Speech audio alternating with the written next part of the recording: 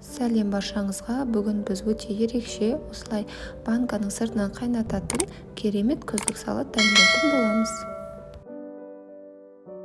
Ал енді бастаймыз. Бұл бізде болгар бұрышы, оны осылай ұсынша соломка етіп турап дайындап қойдым. Қандай түсі болса да бәрібір маңызды емес. Одан кейін қызанақ, оны да осындай көлемде турап дайындап алдым.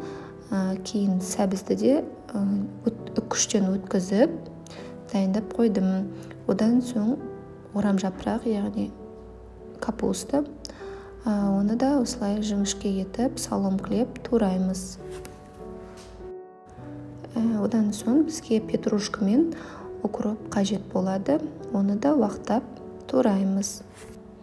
Және де осылай сарымсағымызды ірілеу етіп турап аламыз. Ал енді бастаймыз. Үлкен табаға барлығын біріктіруіміз қажет. Алдымен орам жапырағымды салдым, одан кейін үстіне үккіштен өткізілген сәбізімді салдым, кейін үстіне ұзынша етіп кесілген болгар бұрышын салдым, және оның үстіне қызанағымды салдым. Осы жерде тұзымды салып алдым. Мен мұнда 3 ас қасықтай тұз салдым, бірақ сіз дәміне қарай салуыңызға болады. Ащы жақсы көрсеңіздер, одан да молырақ салыңыздар.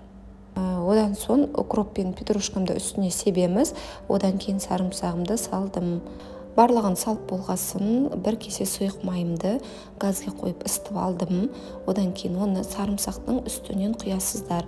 Себебі бұл кезде сарымсақ салатқа ерекше дәм береді. Барлығын жақсылап араластырамыз. Толықтай араластырыңыздар. Менде мында табам кішкентай болып кетті. Сондықтан барлығын кері үлкен табаққа ауыстырдым. Одан соң аспирин таблеткасын қолданамыз, себебі бұл салаттың жақсы сақталуына көмектеседі.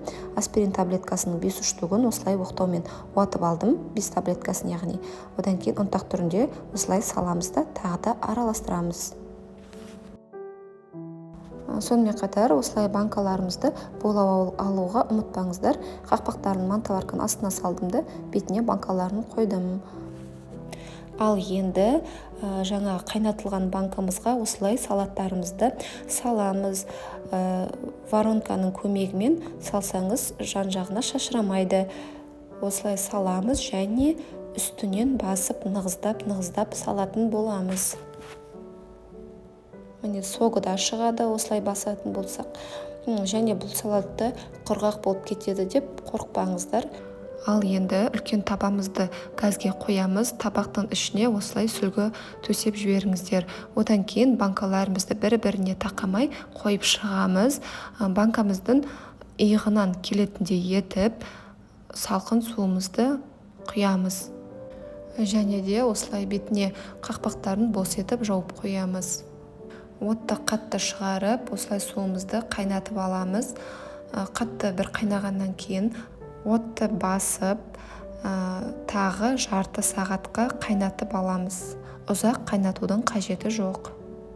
Енді осылай ыссы күйінде аузын бұрандамен бекітіп, банкаларымызды төңкеріп суығанша қойып қоямыз.